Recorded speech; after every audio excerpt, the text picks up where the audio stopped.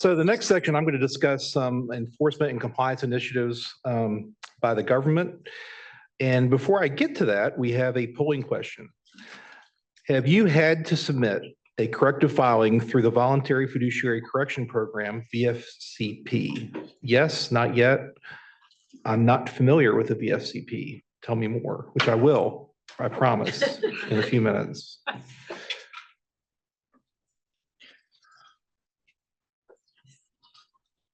Is our Slido working, Eddie?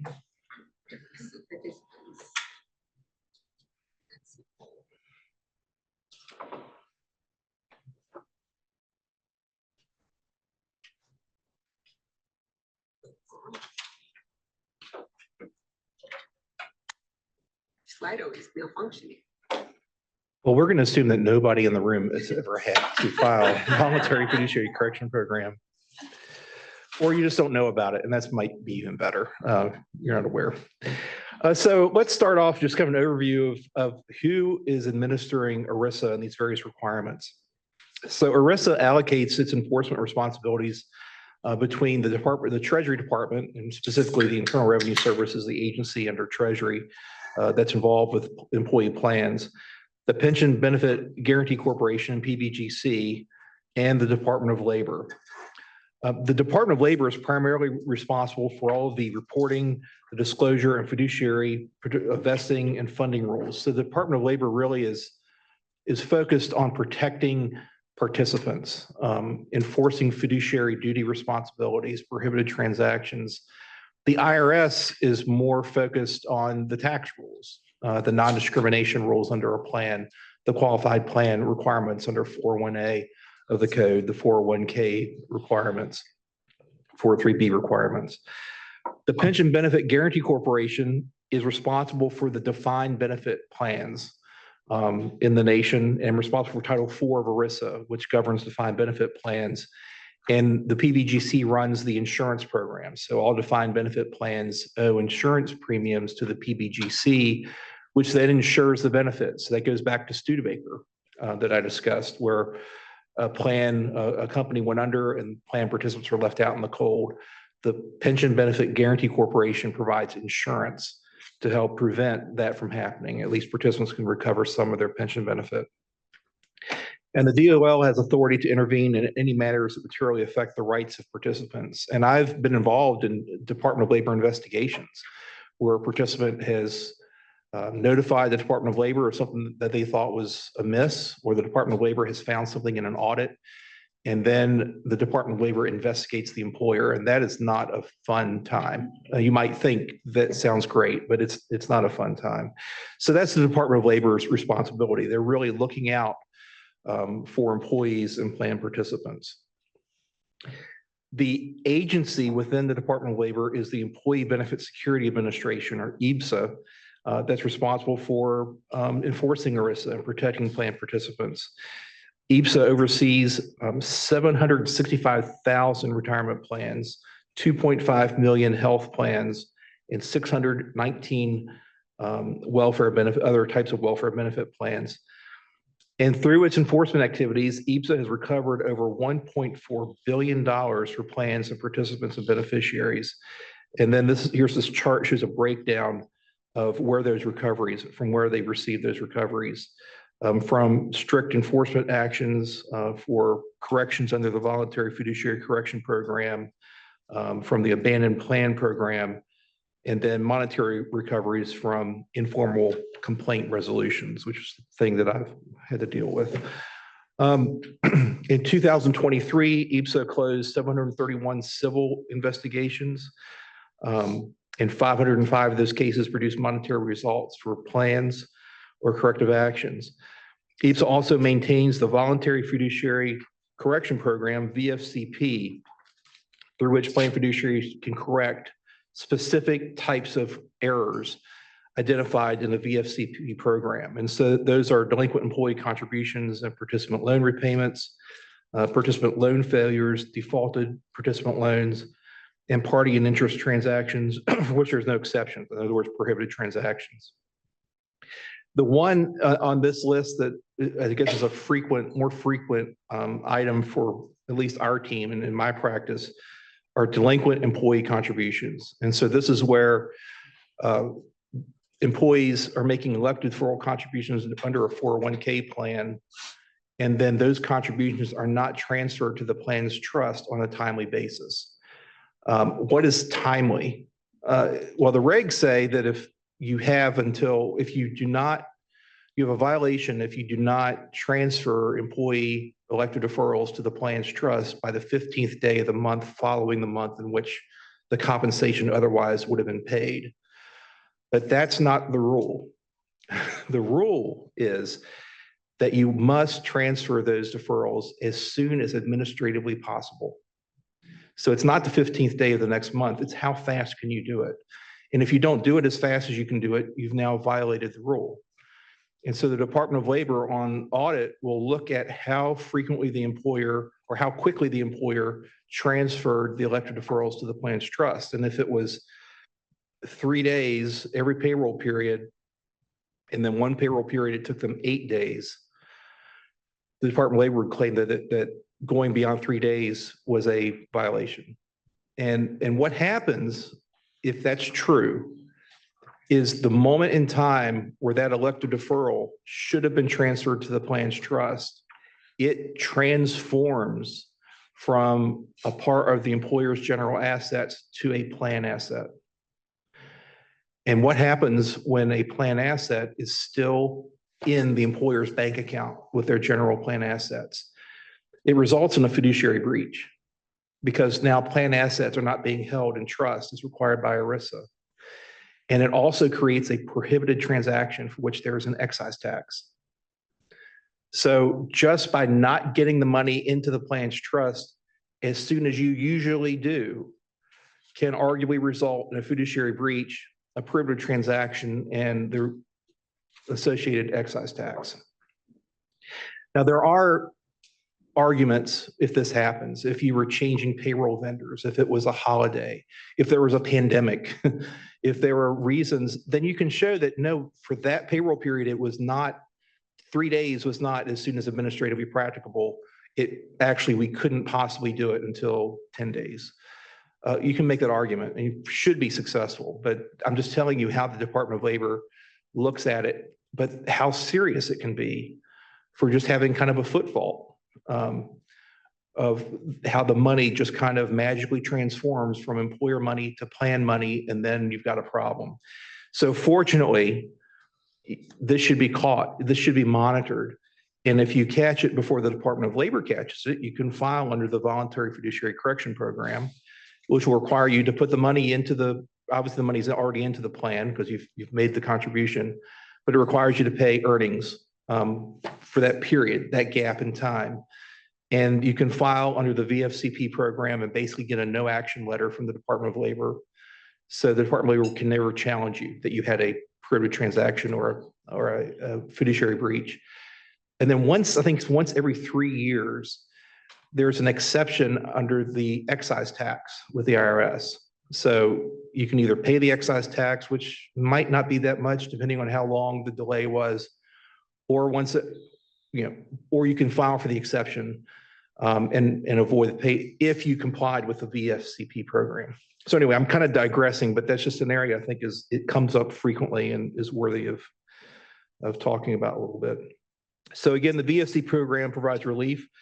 If you follow the program and you file under it, you have relief from fiduciary liability. And in 2023, ERISA received 1,192 applications through the VFCP program. VFCP should not be confused with VCP. So you can have a fiduciary breach that you correct under the VFCP program, but if it is also a qualification error, if it is a failure to comply with the terms of the plan, for example, then you also have a qualification error that you need to correct under the EPCRS, which is the Employee Plans Compliance Resolution System, which is the IRS program. And you can file a VCP application with the IRS. So one error, depending on the nature of it, could require a VFCP filing with the Department of Labor. and a VCP filing with the IRS. So a lot of acronyms to keep track of, but that's our life and employee benefits. And so ERISA also maintains the Delinquent Filer Voluntary Correction Program. So this is the DF VCP.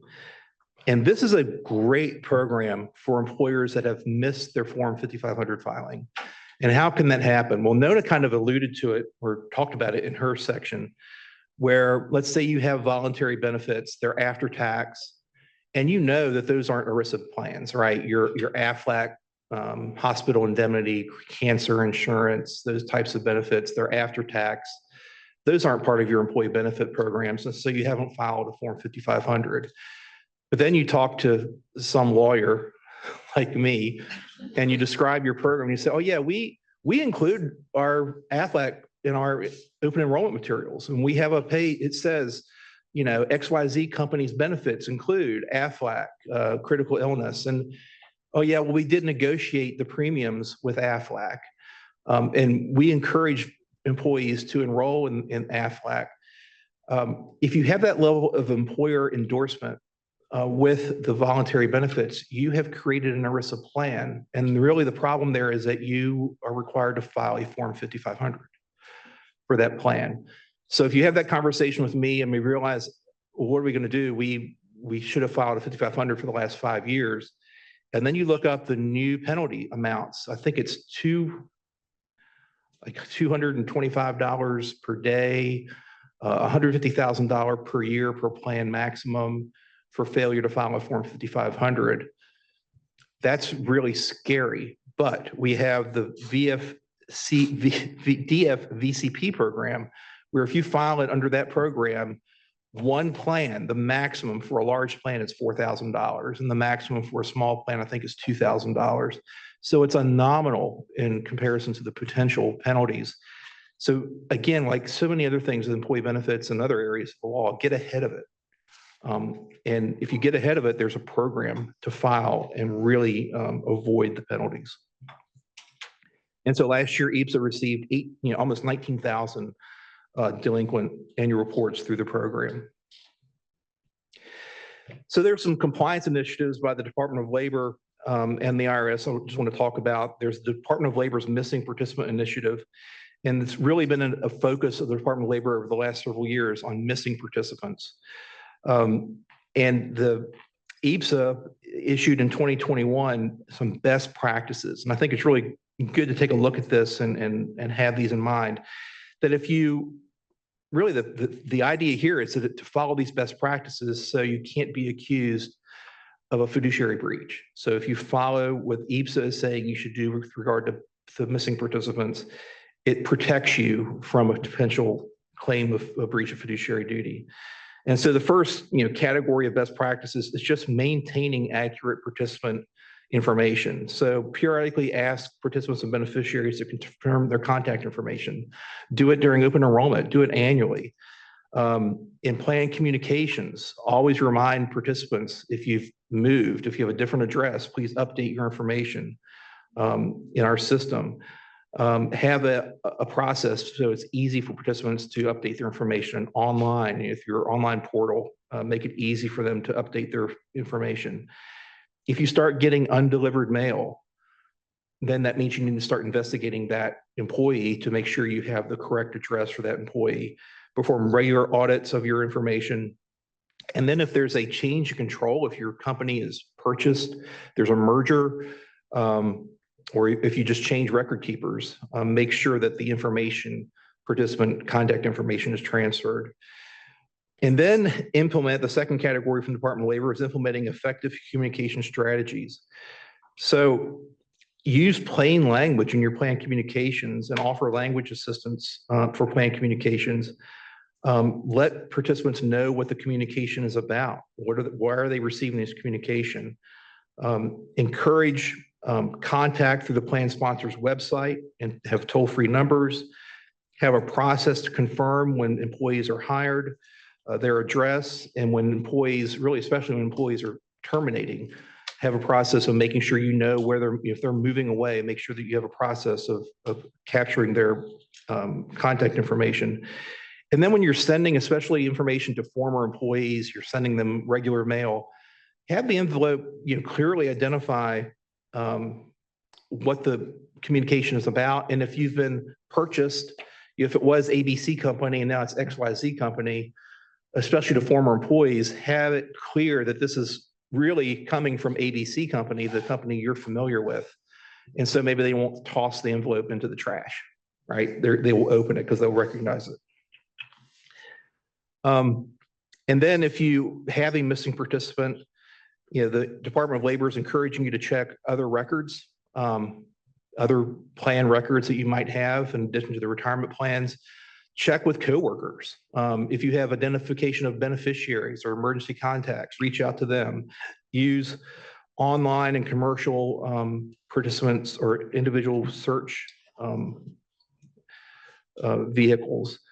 And then adopt, as always, a written policy. I think this is the best practice from a fiduciary perspective, a written policy of how you handle missing participants and your communications, and making sure that you have good contact information for participants. Have that documented, have a policy, and then follow the policy. There's also a focus for the Department of Labor regarding terminated vested participants and DB plans, defined benefit plans.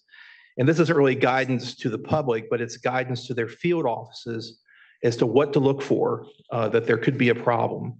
And so the red flags here is if there's missing and incomplete data in census records, uncashed checks, return mail, a significant number of terminated vested participants who have not claimed their benefits yet, continuing to send communications to bad addresses, benefit statements that are sent by the employer do not clearly advise participants of their vested status, a date at which they're eligible to receive benefits, or the excise taxes for delaying distribution. And these plans might be identified because their Form 5500 reports a large number of retired or terminated vested participants who are entitled to future benefits. So they're going to look at the Form 5500 and say, well, why do they have so many vested term participants that haven't taken their benefits? There could be a problem. So this is just guidance to their field offices, but it's instructive for employers to know what the government will look for.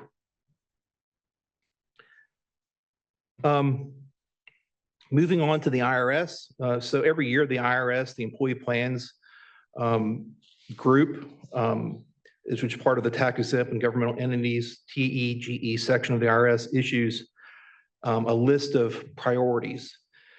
And so their compliance strategies for the fiscal year 2024 include the following. The first is worker classification. So there's a lot of emphasis from the Department of Labor and the IRS and state governments on worker classification, where employers are identifying workers as independent contractors and not as common law employees. And so this is a focus area for the IRS. And the IRS has a multi-factor test to determine whether someone is a common law employee. Under state law, Virginia has a relatively new law that presumes that a worker is an employee. So it's a rebuttable presumption that a worker is an employee. Now this matters to the IRS because of FICA and employment taxes, right? They're not collecting those, those taxes aren't being withheld. And it matters from an employee benefit standpoint if you have workers that you say are independent contractors, but they're actually employees. And under the terms of the plan, they are entitled to be covered by the plan because they're actually employees. It's also important from an ACA perspective when you're determining which employees are full-time employees to whom you have to make an offer of coverage to avoid the employer mandate, the employer shared responsibility payment. So worker classification is a really a focus area, and employers need to be aware of this and to make sure that they understand what it means for someone to be an employee. Simply having a contract with someone that says they're an independent contractor that's evidence, but that doesn't do it. That's not sufficient. It's actually the relationship between the employer and the worker that determines whether they are in fact a worker, an independent contractor, or an employee. The IRS is also focused on required minimum distributions and large defined benefit plans. They're focusing on whether those distributions are being made on a timely basis. And the IRS is also focused on continuing to update the employee plans compliance resolution system to incorporate changes by Secure 2.0. The Secure 2.0 Act really did a thing that's great for all of us in the benefits world. And that is to greatly expand the ability to self-correct operational errors and plans and to adopt retroactive amendments to plans to make corrections. And so the IRS is kind of slowly catching on that we have to change the EPCRS to comply with this really expanded ability for us to just correct plan errors on our own without filing with the IRS. We have some new and we have some final regulations issued in 2023 regarding the use of forfeitures in plans. Defined contribution plan forfeitures can be used for one or more of the following purposes: to pay plan administrative expenses, to reduce employer contributions, or to increase benefits of participants' accounts pursuant to the terms of the plan.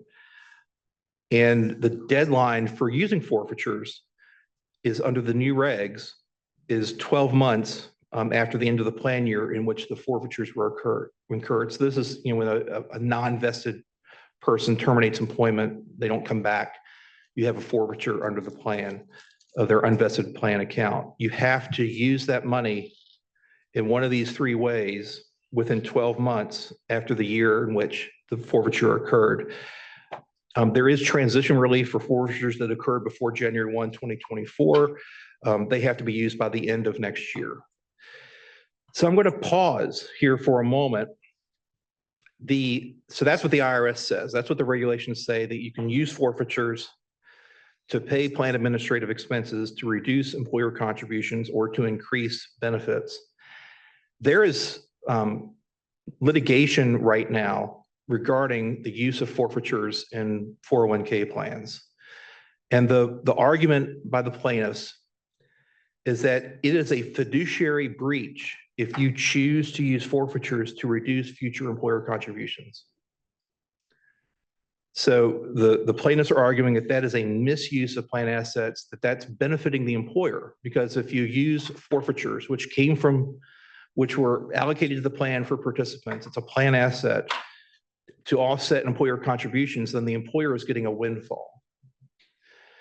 The other argument is that if the plan says you can pay administrative expenses, increase benefits, or reduce future employer contributions, that the plan fiduciaries must go through a fiduciary process of determining which of those three options is in the best interest of plan participants.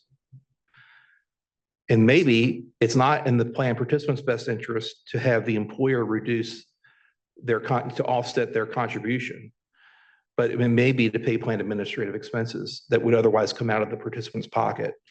So when I first saw this litigation coming through, I thought it was ridiculous, because I've known for years that you can use plan forfeitures for these purposes.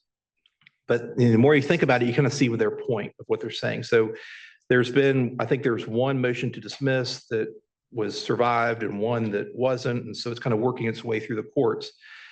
A way to avoid this issue would be to to take out the fiduciary discretion and hardwire into your plan. You could have a priority that forfeitures will be used first to reduce future employer contributions, second to defray plan administrative expenses. If it's hardwired into the plan, and amending that plan is not a fiduciary decision, it's a sponsor decision, you may be able to avoid those issues. And so Patty's letting me know that I'm running behind. So how much time do I have? Just keep going. Okay. I've gotten a little too excited about some of these topics. For defined benefit plans, there's been a bit of a change in the regulations regarding forfeitures. Prior regulations said that forfeitures could be used to reduce the employer's contribution, but may not be used to increase pension benefits. This is under a defined benefit plan, and allows a plan to anticipate the effect of forfeitures in determining plan costs, which affects the funding requirement. But the minimum funding standards under the code do not provide that forfeitures may be used to directly offset employer contributions. So there's kind of a mismatch in the regs and regarding forfeitures and the rules under the minimum funding standards. So the new regulations remove the provision that allowing a reduction in employer pension contributions by the amount of the forfeitures, and simply provide that forfeitures may be anticipated in coming up with the actuarial amount needed to fund the plan. So it's kind of a technical correction here regarding forfeitures. And then the IRS has also issued regulations in implementing the Secure 2.0 Act, or Secure Act, actually is the original Secure Act changes to the 401A9 minimum required distributions. The major change there is the increase in the required beginning date from 70 and a half up to 75, depending on when the person was born. And the final regulations actually just makes me happy because I'd already said this was the case. I thought this was the case, that a plan sponsor could continue to apply the age 70 and a half as a required beginning date if the plan sponsor chooses to. I had thought that was the case, but I didn't have anything backing me up, but now I do. I have the regs. So a plan could, you could continue to kick people out at age 70 and a half. The regulations also made some clarifications regarding the timing of when distributions have to go to beneficiaries.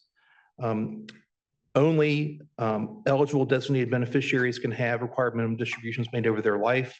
All other beneficiaries, the distribution has to be made within 10 years. But then there's these regulations said that the distributions, if the person already commenced distributions, they have to continue at the same pace to the beneficiary. Even though we have the 10-year rule, they have to continue at the same pace as they were to the participant. And then I guess at the end of the 10 years, you have to make a catch up. So it's not wait till 10 years, give a lump sum or give a lump sum now, the same payment schedule. And that may cause some administrative complexity. When the proposed regs came out, the comments were saying, don't do this. And then the final regs came out and they did it still. So that's an issue that we're gonna have to work through with required minimum distributions.